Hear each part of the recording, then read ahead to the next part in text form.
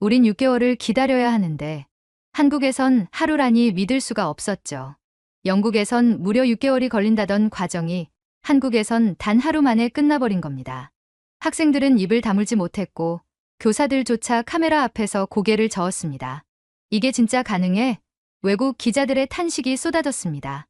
SNS에는 한국 충격이라는 해시태그가 하루 만에 수백만 회 공유됐습니다.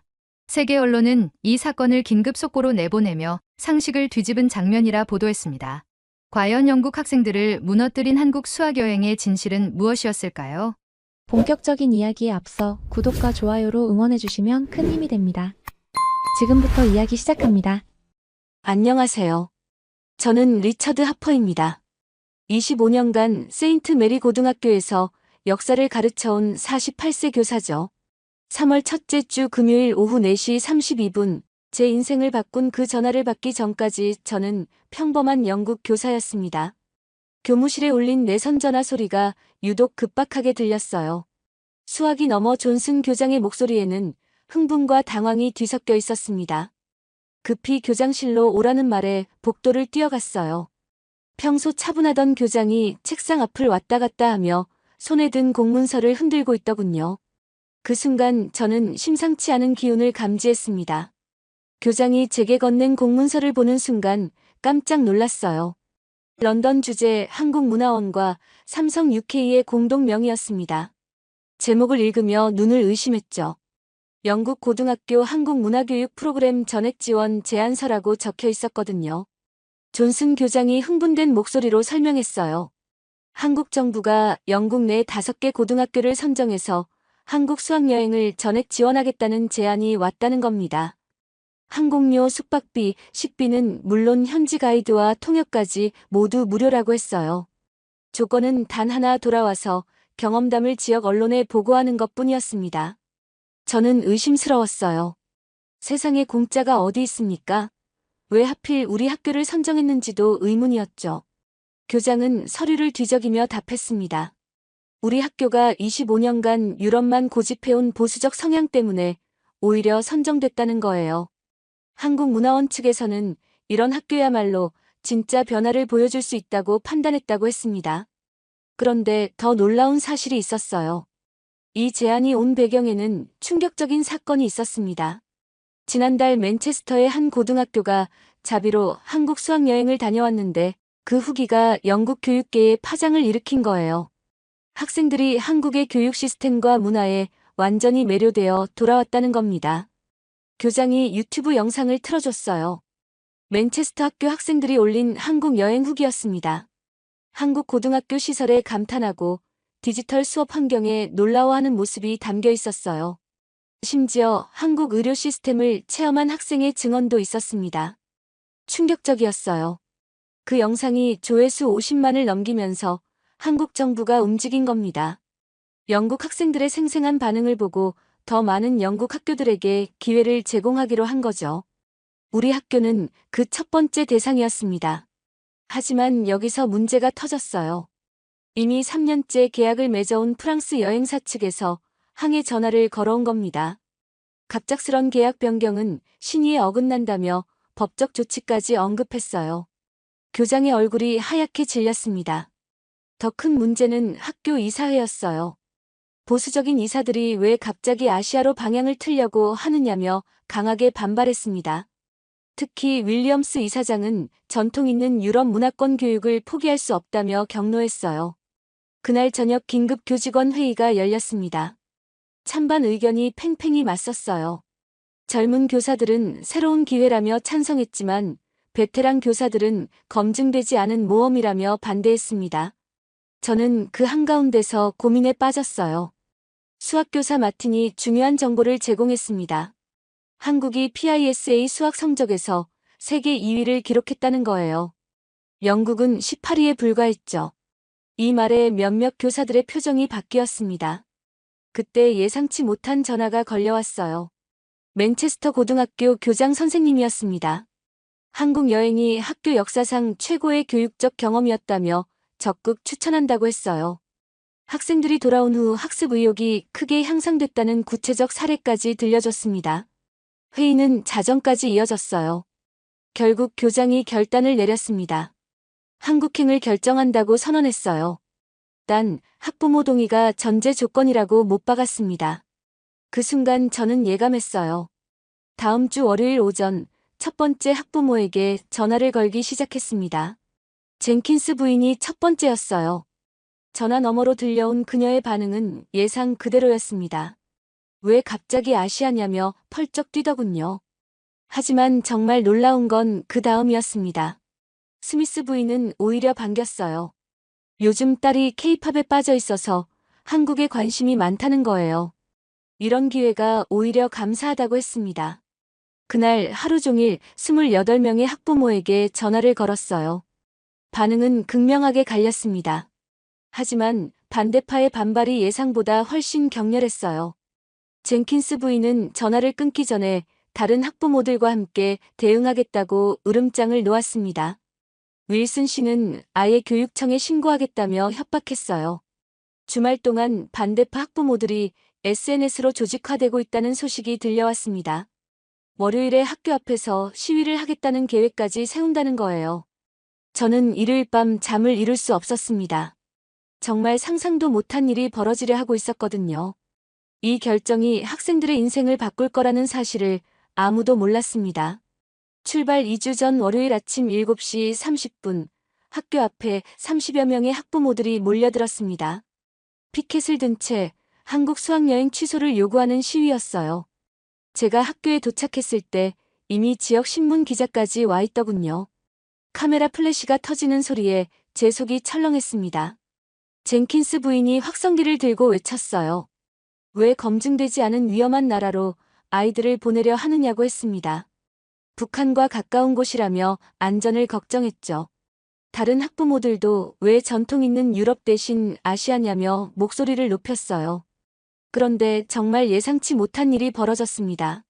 학생들이 학교 앞에 나타나기 시작한 거예요.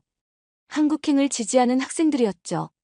소피아가 선두에 서서 자신들도 목소리를 내겠다고 선언했습니다. 순식간에 학교 앞이 두 진영으로 나뉘었어요. 에밀리와 제이콥을 포함한 반대 그룹 15명은 학부모들 편에 섰습니다. 차라리 런던 시내 박물관 투어를 하겠다며 대안을 제시했어요. 반면 소피아, 마이클, 올리비아를 중심으로 한 찬성. 그룹 13명은 새로운 경험의 기회를 놓치고 싶지 않다고 맞섰습니다. 저는 그 한가운데 서서 어찌할 바를 몰랐어요. 25년 교직 생활에서 이런 상황은 처음이었습니다. 학생들끼리 대립하고 학부모들이 시위하고 언론까지 몰려드는 상황 말이에요. 제 손바닥에 식은땀이 났습니다. 존슨 교장이 급히 나와서 긴급 집회를 열었어요. 모든 이해 당사자들을 강당에 모았습니다. 분위기는 살벌했어요. 젠킨스 부인이 일어나서 소리쳤습니다. 한국 같은 미지의 나라에서 무슨 일이 생기면 누가 책임질 거냐고 했어요. 그때 뜻밖의 인물이 등장했습니다. 우리 학교 졸업생인 데이비드 리였어요. 현재 삼성 런던 지사에서 일하는 28세 젊은이였죠. 알고 보니 삼성 측에서 이런 상황을 예상하고 글을 보낸 거였어요. 그가 갑자기 강당에 들어서며 말했습니다. 한국에서 5년간 근무한 경험이 있다고 했어요.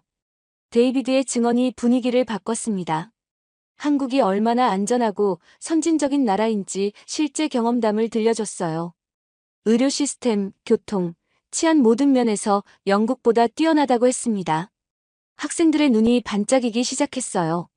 하지만 반대파들은 여전히 완강했습니다. 윌슨 씨가 벌떡 일어나며 반박했어요. 아무리 그래도 언어도 통하지 않는 곳에서 응급 상황이 생기면 어떻게 하느냐고 따졌습니다. 문화 충격으로 학생들이 적응 못할 수도 있다고 걱정했죠. 그날 밤 집에서 아내 메건과 이야기했어요. 그녀가 제게 물었습니다. 정말로 한국행이 옳다고 생각하느냐고 했어요. 저는 솔직히 확신이 서지 않는다고 대답했습니다. 하지만 학생들의 열정만큼은 진짜였다고 했죠. 출발 일주일 전 더 큰 사건이 터졌어요. 지역 일간지에 우리 학교 이야기가 일면에 실린 겁니다. 전통 깬 영국 학교, 한국행 논란이라는 제목이었어요. 기사를 읽는 순간 등골이 오싹했습니다. 이제 지역 전체가 우리를 주목하고 있었거든요. 학교에는 전국에서 전화가 걸려왔어요. 찬성하는 사람들도 있었지만 반대 의견이 더 많았습니다. 어떤 이는 아시아 국가들을 무시하는 발언까지 했어요. 제가 전화를 받을 때마다 가슴이 답답했습니다. 출발 3일 전 마지막 학부모 회의에서 극적인 반전이 있었어요. 반대파 대표였던 젠킨스 부인이 갑자기 입장을 바꾼 겁니다. 딸 에밀리가 집에서 계속 한국에 가고 싶다고 조르더라는 거예요. 결국 아이의 의견을 존중하기로 했다고 했습니다. 그 순간 분위기가 완전히 달라졌어요. 다른 반대파 학부모들도 하나둘 마음을 바꾸기 시작했습니다. 윌슨 씨마저 아들 제이콥이 은근히 기대하고 있다는 걸 알게 됐다고 했어요. 출발 전날 밤 저는 잠을 이룰 수 없었습니다. 지난 2주간의 소용돌이가 머릿속을 맴돌았어요. 학부모 시위, 언론 보도, 학생들의 대립, 그리고 극적인 화해까지. 정말 영화 같은 일들이었습니다. 새벽 5시에 일어나 마지막 점검을 했어요. 28명의 학생 모두가 결국 참여하기로 했습니다. 심지어 가장 반대했던 에밀리와 제이콥까지 말이에요. 히드로 공항으로 가는 버스에서 학생들의 얼굴을 보니 기대와 긴장이 뒤섞여 있었어요. 공항 체크인 카운터에서 탑승권을 받는 순간 저는 예감이 들었습니다. 한국에 도착하자마자 모든 게 무너지는 사건이 터졌습니다. 인천공항에 착륙한 지 3시간째 저는 한국 땅을 밟는 순간의 감격을 만끽하고 있었습니다. 공항 시설의 현대적인 모습에 학생들이 연신 감탄사를 내뱉었어요. 특히 자동 입국 심사대와 로봇 안내원을 보며 신기해하는 모습이 인상적이었습니다. 28명의 학생들 모두 무사히 입국 절차를 마쳤고 가이드와 만나 호텔로 향하는 버스에 올랐죠. 서울로 가는 고속도로에서 바라본 한강의 야경이 정말 아름다웠어요. 학생들도 휴대폰으로 연신 사진을 찍으며 흥분했습니다. 소피아는 드라마에서 본 것과 똑같다며 감격했고 마이클은 도시의 규모에 놀라워했어요. 저 역시 생각보다 발전된 모습에 감탄하고 있었습니다. 호텔 체크인을 마치고 저녁 식사를 위해 1층 레스토랑으로 내려갔어요. 한국 전통 요리가 준비되어 있었는데 학생들의 반응이 제각각이었습니다. 김치를 보고 겁을 내는 아이들도 있었고 용감하게 도전하는 아이들도 있었죠. 전반적으로는 생각보다 긍정적인 반응이었어요. 그런데 식사가 끝날 무렵 제이콥이 갑자기 얼굴을 찡그리며 볼을 감쌌습니다. 어금니가 아프다고 했어요. 처음에는 단순한 치통인 줄 알았는데 시간이 지날수록 통증이 심해지더군요. 얼굴이 하얗게 질려서 식은땀까지 흘리고 있었어요. 제이콥은 지난주부터 이가 아팠다고 했어요. 하지만 출발 전에는 참을 만했다며 별다른 조치를 취하지 않았다고 했습니다. 영국에서라면 치과 예약을 잡는 데만 몇 주가 걸리니까 그냥 참고 있었던 거죠. 그런데 한국에 와서 갑자기 악화된 것 같았어요. 밤 9시가 넘어가자 제이콥의 통증이 견딜 수 없을 정도가 되었습니다. 볼이 부어오르기 시작했고 말하는 것도 힘들어했어요. 다른 학생들도 걱정스러운 표정으로 지켜보고 있었습니다. 저는 급히 가이드에게 상황을 설명하고 도움을 요청했어요. 가이드 김 씨가 침착하게 대응했습니다. 지금 시간에도 응급치료가 가능한 병원이 있다고 했어요. 저는 깜짝 놀랐습니다. 영국에서는 응급실이 아닌 이상 밤에 치과 치료를 받는 건 거의 불가능하거든요. 하지만 김 씨는 한국에서는 응급치과가 24시간 운영된다며 안심시켰습니다. 택시로 15분 거리에 있는 응급치과로 향했어요. 제이콥과 함께 3명의 학생들이 동행했고 나머지는 호텔에서 대기하기로 했습니다. 택시 안에서 제이콥이 고통스러워하는 모습을 보니 마음이 아팠어요. 여행 첫날부터 이런 일이 생기다니 정말 예상치 못한 상황이었습니다. 병원에 도착했을 때 이미 밤 10시 반이었어요. 하지만 병원은 대낮처럼 환했고 의료진들이 바쁘게 움직이고 있었습니다. 응급실 같은 분위기가 아니라 평범한 치과 같았어요. 영국에서는 상상할 수 없는 광경이었습니다. 접수를 마치고 대기실에 앉아 있는데 놀라운 일이 벌어졌어요.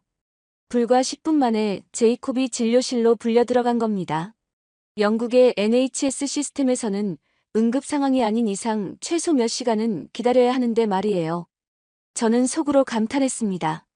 진료실 밖에서 기다리며 저는 복잡한 심정이었어요. 여행 시작부터 병원이라니 정말 당황스러웠습니다. 학부모들에게 어떻게 보고해야 할지 걱정도 됐고요. 특히 반대파였던 윌슨 씨의 얼굴이 떠올랐어요. 이런 일이 생길 거라고 경고했던 말이 현실이 된 것 같았습니다. 30분 정도 지났을 때 의사가 나와서 설명해줬어요. 통역을 통해 들은 이야기는 충격적이었습니다.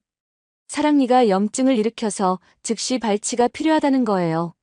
더 놀라운 건 지금 당장 수술이 가능하다는 말이었습니다. 영국에서라면 몇 달을 기다려야 할 수술을 말이에요.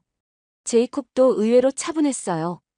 빨리 치료받을 수 있다는 안도감 때문인지 오히려 안정된 모습을 보였습니다. 저는 급히 윌슨 씨에게 전화를 걸어 상황을 설명했어요. 예상대로 깜짝 놀라면서도 즉시 치료가 가능하다는 말에는 안도했습니다. 수술은 1시간 만에 끝났어요. 제이콥이 진료실에서 나올 때는 이미 통증이 많이 가라앉은 상태였습니다. 의사가 처방해준 항생제와 진통제를 받고 병원을 나섰을 때는 이미 자정이 넘어 있었어요. 하지만 모든 처치가 완벽하게 끝난 상태였습니다. 호텔로 돌아가는 택시 안에서 저는 생각에 잠겼어요. 영국에서였다면 어떻게 됐을까요? 우선 밤 10시에 치과를 찾는 건 불가능했을 거예요. 응급실에 가더라도 최소 6시간은 기다려야 하고 임시 진통제 처방이 고작이었을 겁니다. 정식 치료는 NHS 대기 명단에 올라 몇 달을 기다려야 했을 테고요. 제이콥이 택시에서 말했어요. 통증이 거의 사라졌다고 했습니다. 불과 3시간 전까지만 해도 고통스러워하던 아이가 이제 평상시처럼 대화를 나누고 있었어요. 동행한 소피아와 마이클도 놀라워했습니다. 영국에서는 상상도 못할 일이라고 했죠. 호텔에 도착했을 때 다른 학생들이 로비에서 기다리고 있었어요. 제이콥의 멀쩡한 모습을 보고 모두 안도했습니다. 에밀리가 물었어요. 정말 하루 만에 수술까지 끝난 거냐고 했습니다. 저는 고개를 끄덕이며 답했어요.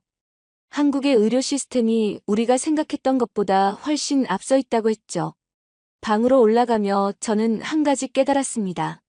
지금까지 우리가 아시아 국가들에 대해 갖고 있던 편견들이 얼마나 잘못된 것이었는지 말이에요. 한국 첫날 밤 의료진의 전문성과 시스템의 효율성을 직접 체험한 순간이었습니다. 하지만 이건 단지 시작에 불과했어요. 다음 날 우리가 목격할 것들은 더욱 충격적이었습니다. 다음 날 오전 서울 강남구 대치고등학교에 도착하자 교장 선생님이 반갑게 맞이해 주셨어요. 원래 계획대로 수업 참관 프로그램을 진행하려고 했는데 마침 오늘이 3학년 전국 모의고사 날이라 교장 선생님이 제안하셨어요.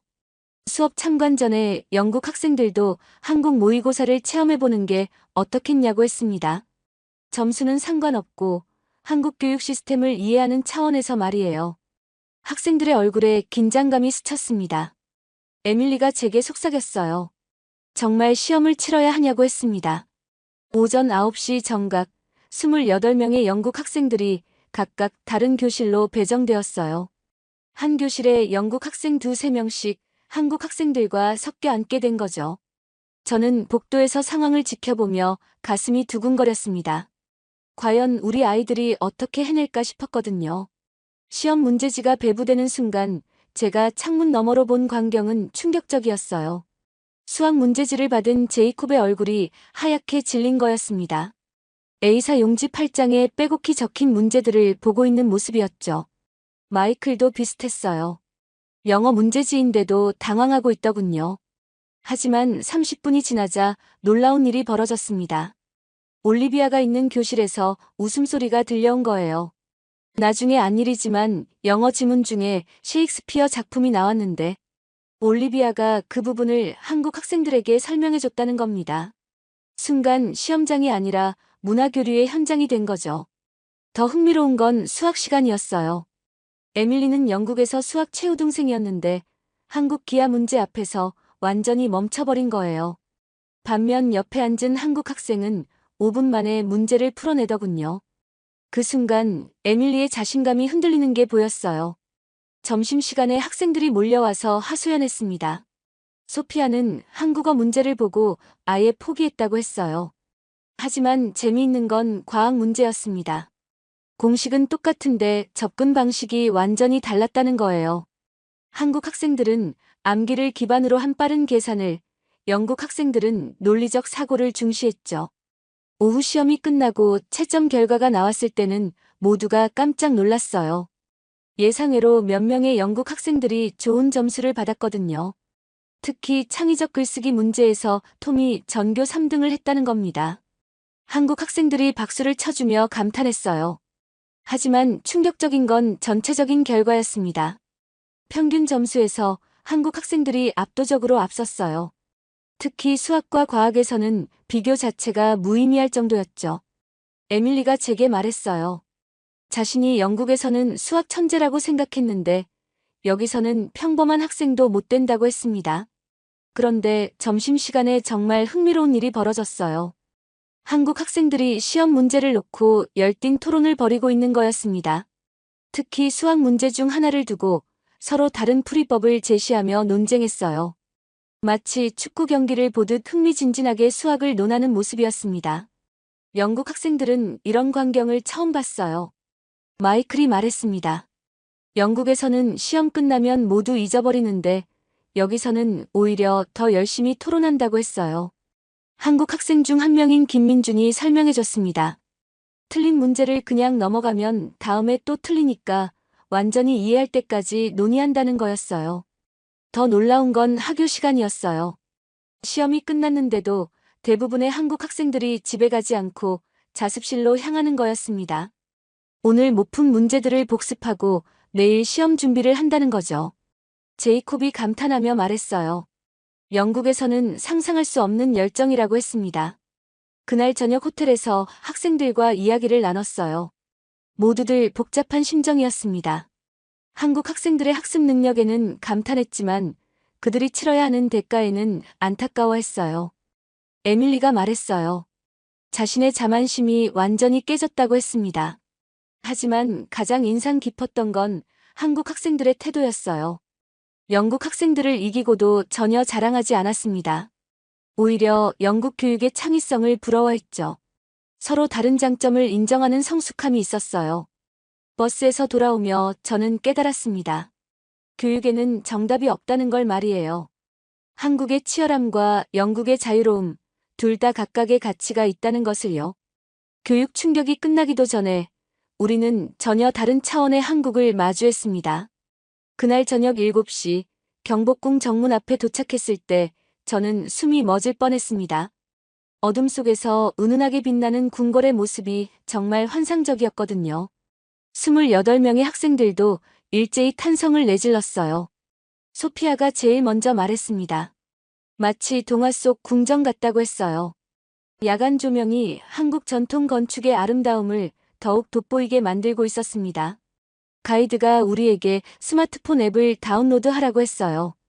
경복궁 AR 가이드라는 앱이었습니다.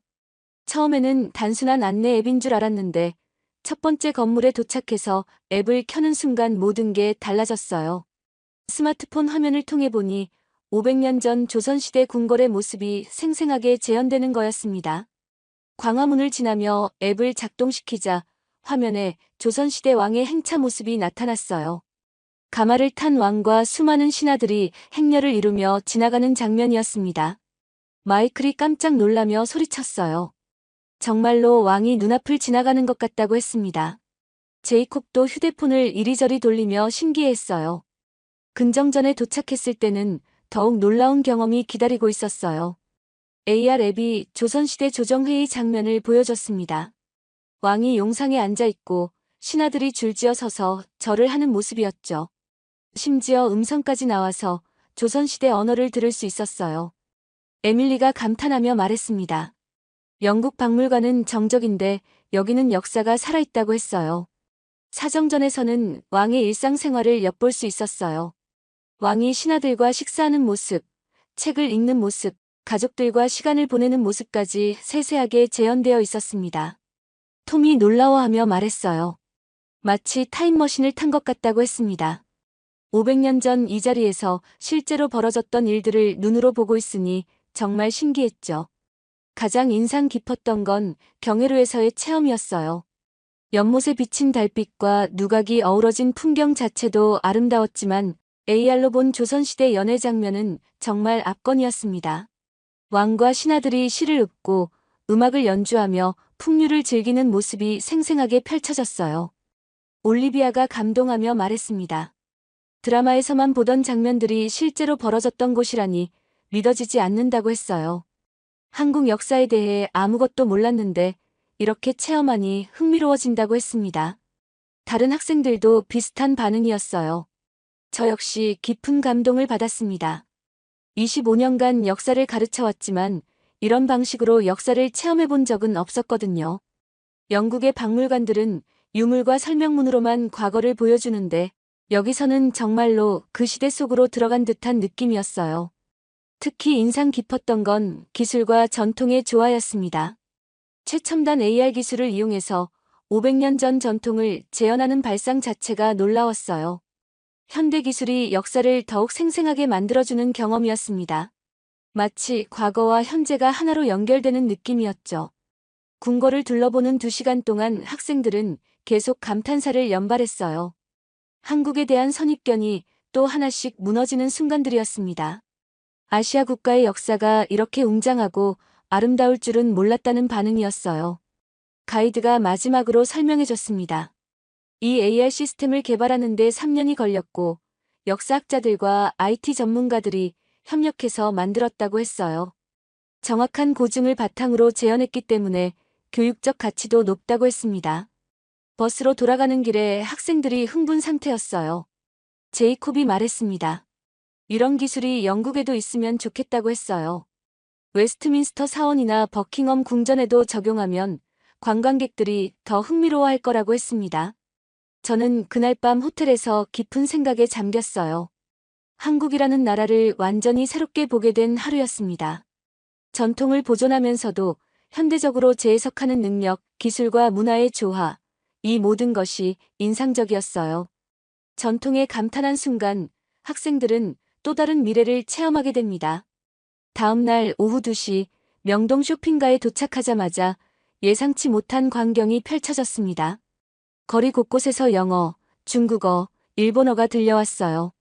세계 각국에서 온 관광객들이 한국 제품을 사기 위해 몰려든 것 같았습니다. 저는 깜짝 놀랐어요. 한국이 이렇게 국제적인 쇼핑 명소가 된 줄은 몰랐거든요. 학생들에게 2시간 자유시간을 주자 모두 흩어져서 쇼핑을 시작했어요. 그런데 30분도 안 되어 제 휴대폰이 울리기 시작했습니다. 집에서 부탁 전화가 쇄도한 거예요. 제 아내 메건이 첫 번째였어요. 한국 화장품 좀 사달라는 부탁이었습니다. 특히 설화수나후 같은 브랜드를 찾고 있다고 했어요. 더 놀라운 건 학생들 반응이었어요. 소피아가 가장 먼저 저에게 달려왔습니다. 영국 친구들이 단체 톡방에서 한국 제품 부탁을 쏟아내고 있다는 거였어요. K뷰티 제품은 물론이고 김라면, 심지어 삼성 갤럭시 액세서리까지 요청이 들어온다고 했습니다. 올리비아는 화장품 매장에서 나와 흥분된 표정이었어요. 영국에서는 온라인으로만 보던 한국 화장품들이 여기서는 절반 가격이라는 거였습니다. 특히 스킨케어 제품들의 품질이 유럽 브랜드 못지않으면서도 훨씬 저렴하다며 감탄했어요. 에밀리는 김 포장지를 들고 와서 신기해했습니다. 영국 친구들이 한국 김을 꼭 사달라고 부탁했는데 정말 이렇게 많은 종류가 있는 줄 몰랐다고 했어요. 조미김, 구운김, 유기농김까지 선택의 폭이 너무 넓어서 뭘 사야 할지 고민이라고 했습니다. 마이클은 전자제품 매장에서 시간을 보내고 있었어요. 삼성과 LG 제품들이 영국보다 종류도 많고 최신 모델들도 먼저 출시된다며 놀라워했습니다. 특히 폴더블 폰을 직접 만져보고는 완전히 매료되었어요. 영국에서는 아직 보기 어려운 제품이라고 했습니다. 제이콥은 K-팝 굿즈 매장에서 나올 줄 몰랐어요. 원래 K-팝에 관심이 없었는데 매장에 들어가 보니 완전히 다른 세계더라는 거였습니다. BTS와 블랙핑크 상품들이 얼마나 정교하고 다양한지 보고 감탄했다고 했어요. 톰은 한국 라면 코너에서 한참을 머물고 있었습니다. 영국 대학 친구들이 신라면을 꼭 사달라고 부탁했는데 종류가 이렇게 많은 줄 몰랐다는 거예요. 신라면만 해도 여러 버전이 있고 다른 브랜드까지 합치면 선택하기가 어렵다고 했습니다. 가장 인상 깊었던 건 1시간 후 학생들이 모였을 때였어요. 모두들 쇼핑백을 가득 들고 왔는데 자신들을 위한 게 아니라 대부분 다른 사람 부탁을 받고 산 거였습니다. 영국에 있는 친구들, 가족들, 심지어 선생님들까지 한국 제품을 부탁했다는 거예요. 소피아가 보여준 톡방 화면이 정말 충격적이었어요. 10명이 넘는 친구들이 실시간으로 한국 제품 부탁을 올리고 있었습니다. 한국 마스크팩 10장 세트, 삼성 무선 이어폰, 고추장, 한국 과자 같은 요청들이 계속 올라오고 있었어요. 에밀리의 부모님도 전화를 걸어왔어요. 동네 친구들이 한국 화장품을 부탁했다는 거였습니다. 특히 중년 여성들 사이에서 한국 안티에이징 제품이 인기라고 했어요. 영국에서 구하기 어려운 제품들이라며 꼭 사달라고 당부했습니다. 저는 그 순간 깨달았어요. 한국이 이미 세계인의 일상 속에 깊숙이 들어와 있다는 사실을 말이에요. 단순히 케이팝이나 드라마 때문이 아니라 실제 생활용품들이 품질을 인정받고 있었던 거죠. 마이클이 흥미로운 관찰을 했어요. 명동거리에서 만난 외국인 관광객들 대부분이 한국 제품을 사러 온 사람들이라는 거였습니다. 중국, 일본, 동남아시아는 물론이고 유럽과 미국에서 온 사람들도 많았어요. 한 중국인 관광객과 대화를 나눠봤는데 정말 놀라웠어요. 한국 화장품과 전자제품을 사기 위해 매년 한국을 방문한다는 거였습니다. 품질 대비 가격이 훌륭하고 디자인도 세련되다고 극찬했어요. 쇼핑을 마치고 커피숍에서 휴식을 취하며 학생들과 이야기를 나눴어요. 모두들 한국 제품의 인기에 놀라워했습니다. 제이콥이 말했어요. 영국에서는 한국을 아직도 개발도상국 정도로 생각하는 사람들이 많은데 실제로는 완전히 다르다고 했습니다. 올리비아가 중요한 지적을 했어요. 한국 제품들이 단순히 저렴해서가 아니라 품질과 디자인이 뛰어나서 인기라는 거였습니다. 특히 화장품의 경우 성분 연구나 기술력이 유럽 브랜드들을 앞서고 있다고 느꼈다고 했어요. 저는 그날 저녁 호텔에서 깊이 생각해봤습니다. 한국이라는 나라가 세계 시장에서 차지하는 위치를 완전히 잘못 이해하고 있었던 것 같았어요. 이미 글로벌 브랜드로 자리 잡은 한국 기업들과 제품들을 직접 확인하는 경험이었습니다. 버스에서 돌아오며 에밀리가 말했어요. 친구들에게 한국 여행 후기를 어떻게 설명해야 할지 모르겠다고 했습니다. 생각했던 것과 너무 달라서 믿지 않을 것 같다는 거였어요. 마이클 역시 고개를 끄덕였습니다. 자신도 와보기 전까지는 몰랐을 거라고 했죠. 소피아가 쇼핑백을 들어보이며 웃었어요. 결국 자신 것보다 다른 사람 부탁받은 게 더 많다고 했습니다. 내일이 마지막 날인데 또 무엇을 보게 될지 궁금하다고 했어요. 저 역시 같은 마음이었습니다. 인천공항에서 런던행 비행기에 오르는 순간 저는 묘한 아쉬움을 느꼈습니다. 7일이라는 시간이 이렇게 빨리 지날 줄은 몰랐어요. 28명의 학생들도 비슷한 기분인 것 같았습니다. 창밖으로 보이는 서울 시내를 바라보며 모두들 아쉬워하고 있었거든요. 11시간의 비행 동안 학생들은 계속 한국 이야기를 나눴어요. 각자 가장 인상 깊었던 순간들을 이야기하며 시간을 보냈습니다. 에밀리는 모의고사 체험이 가장 충격적이었다고 했어요. 자신의 자만심이 완전히 깨졌다고 했습니다. 마이클은 치과 치료를 받은 첫날이 가장 기억에 남는다고 했죠. 히드로 공항에 도착했을 때는 이미 밤 10시가 넘어 있었어요. 그런데 놀랍게도 몇몇 학부모들이 마중 나와 있었습니다. 윌슨 씨가 제일 먼저 다가와서 제이콥의 치아 상태를 물어봤어요. 아들이 한국에서 하루 만에 치료받았다는 소식을 듣고 믿어지지 않는다고 했습니다. 젠킨스 부인도 와 있었어요. 출발 전에 가장 강하게 반대했던 분인데 이제는 완전히 다른 모습이었습니다. 딸 에밀리에게 한국이 어땠는지 궁금해하며 질문을 쏟아내더군요. 반대파의 대표였던 분이 이렇게 변한 걸 보니 정말 신기했어요. 다음 날 아침 학교에 도착하자 예상치 못한 상황이 벌어졌어요. 지역 신문 기자들이 와서 취재를 요청했습니다. 출발 전 시위 소식을 보도했던 같은 기자들이었어요. 이번에는 여행 후기를 듣고 싶다는 거였습니다. 존슨 교장이 급히 보고회를 준비했어요.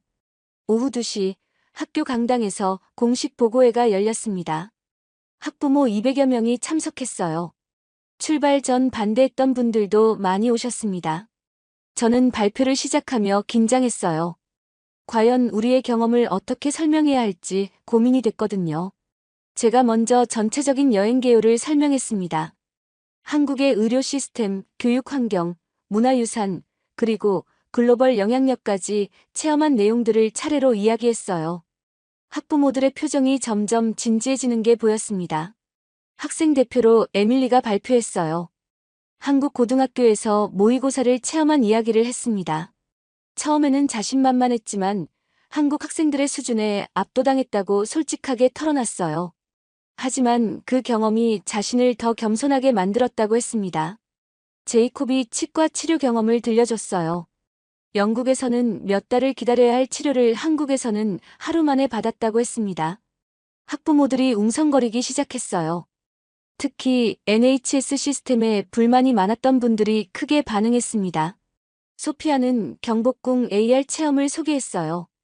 500년 전 조선시대 모습을 현대기술로 재현한 것이 정말 놀라웠다고 했습니다. 영국의 박물관들도 이런 기술을 도입하면 좋겠다고 제안했어요. 마이클은 명동 쇼핑 경험을 이야기했습니다. 한국 제품들이 세계적으로 얼마나 인기 있는지 직접 확인했다고 했어요. 특히 기술력과 디자인에서 유럽 제품들과 견줄만 하다고 평가했습니다. 학부모들의 질문이 쏟아졌어요. 정말로 한국이 그렇게 발전된 나라냐는 의문부터 시작해서 우리 아이들이 어떻게 변했는지까지 다양한 질문들이었습니다. 학생들이 하나씩 답변하며 자신들의 경험을 생생하게 전달했어요. 가장 인상 깊었던 건 윌슨 씨의 반응이었어요. 출발 전에는 가장 걱정이 많았던 분인데 이제는 다른 학교에도 한국 여행을 추천하고 싶다고 했습니다. 아들 제이콥이 완전히 다른 아이가 되어 돌아왔다며 감사해했어요. 젠킨스 부인은 더욱 극적이었어요. 자신이 얼마나 편견에 사로잡혀 있었는지 깨달았다고 고백했습니다. 아시아에 대한 무지와 오해가 얼마나 위험한지 알게 됐다고 했어요. 보고회가 끝나고 지역신문과 인터뷰를 했어요. 기자가 물었습니다. 이번 여행의 가장 큰 성과가 무엇이냐고 했어요. 저는 잠시 생각하고 답했습니다. 우리가 배운 건 편견 없는 시각이었다고 했어요. 학생들도 비슷한 답변을 했어요. 올리비아가 말했습니다. 이제 아시아를 무시할 수 없다고 했어요. 톰은 한국이 많은 면에서 영국보다 앞서 있다는 걸 인정해야 한다고 했습니다. 다음 주부터 다른 학교들에서 문의 전화가 들어오기 시작했어요. 우리 학교에 한국 여행 소식이 퍼지면서 관심을 보이는 곳들이 늘어났습니다. 교육청에서도 공식적으로 보고서를 요청했어요. 한 달 후 맨체스터와 리버풀의 두 학교가 한국 여행을 결정했다는 소식을 들었습니다. 우리의 경험담이 영향을 준 것 같았어요. 저는 그때 깨달았습니다. 이 여행은 단순한 수학여행이 아니었습니다. 영국 교육계 전체를 뒤흔든 사건이었죠. 오늘 이야기는 어떠셨나요? 대한민국의 놀랍고 감동적인 이야기 앞으로도 계속 전해드릴게요. 구독과 좋아요는 저희에게 큰 응원이 됩니다. 오늘도 끝까지 함께 해주셔서 고맙습니다.